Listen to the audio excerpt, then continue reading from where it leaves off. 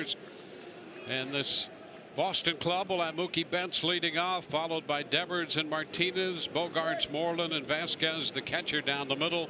Bradley Jr., Swihart, and Holt rounding out that lineup. And Jake Faria on the hill. First pitch of this game comes in upstairs, a fastball, as we begin play.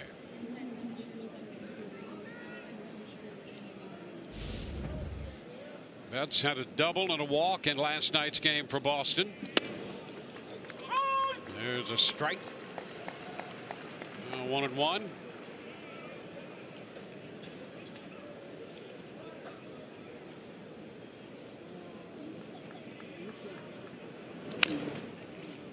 And the number foul. Faria originally slated to open that road trip against New York, but because of the situation involving Nathan Eovaldi and his right elbow, Faria pushed up one, so he's pitching the 4th game of the season here.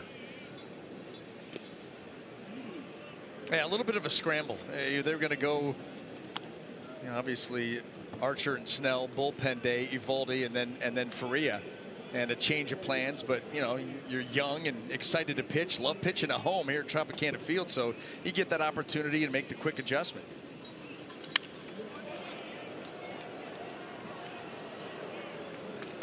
We had to make an adjustment this spring, the early part of spring training. A challenge for Jake Faria, just out of sorts. It seemed that command was an issue, and he seemed to correct that. And so the Rays certainly hopeful that that trend will continue, the correcting trend here today. It was something that plagued him a little bit down the stretch a season ago, and obviously carried over into spring training. What you like is the way that he finished spring, and he finished on a strong note, kind of got things under control. And listen, you go through those rough spots. That's how you learn valuable lessons and learn how to make adjustments. He's been able to do that. And the count is full on Betts.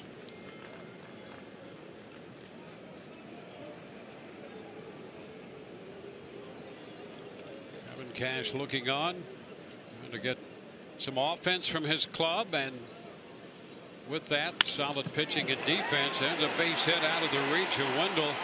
Soft liner that kept slicing away as Wendell moved to his left.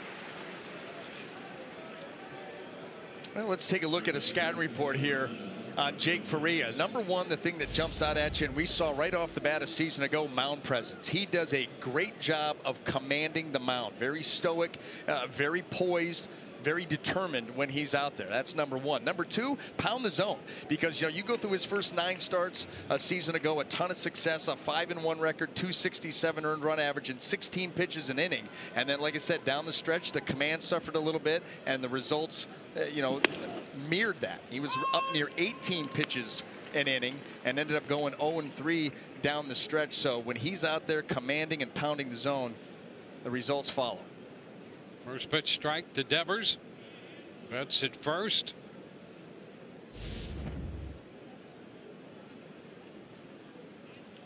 Devers coming off the 10 home runs last year in just under 60 games. Fly ball into right. Gomez is right there, and he makes the catch. Let's take a quick look at the Rays defense and see how it will line up here this afternoon. Brought to you by our good friends at Golden Diamond Source. And in the outfield, left to right, Alex Smith out there once again, Kiermaier and Gomez. And across that infield, third to first, Duffy, Echeverria, Wendell, and Miller. Wilson Ramos back behind the plate.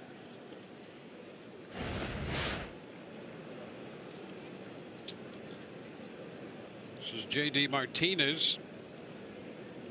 He went the first couple of games without a hit. Had a double and a single last night for Boston.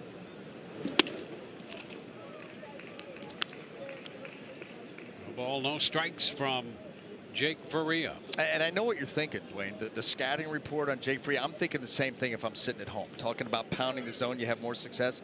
And everybody goes, well, no kidding. But what it has allowed him to do is to get deeper into games, too. And that's something that through those first 9 starts, keeping that pitch count in order, he gets 6+ innings in 8 out of 9, as opposed to 18 pitches per And, you know, all of a sudden those outings become shorter and shorter, more stress on the bullpen, and that's something the Rays do not need here in 2018. There's going to be enough stress on that bullpen. Yeah, and you know, that goes right back to his major league debut. Remember with the game against the White Sox, came out, made a little over 20 pitches in the first inning, and then from there on out put it all together. I think he had an 8-pitch inning, a 10-pitch inning, maybe 114 somewhere in the mix. And we saw that as the trend early for him, getting off to a great start in his major league career. And you're right, the Rays certainly need that now within the span of 2 series and just a handful of games, factoring in a couple of bullpen days to begin these games. That's the term they're using. They're not starts, they're begins. Tapper going to be foul, holding the count at 1-2. You know what? And so far, so good. You know, you're talking about a very good lineup here with the Boston Red Sox, and through the first 3 games of the series and the season, they've only given up 7 earned runs. That puts you in a position to win each of those games. Now, it hasn't happened because Boston pitching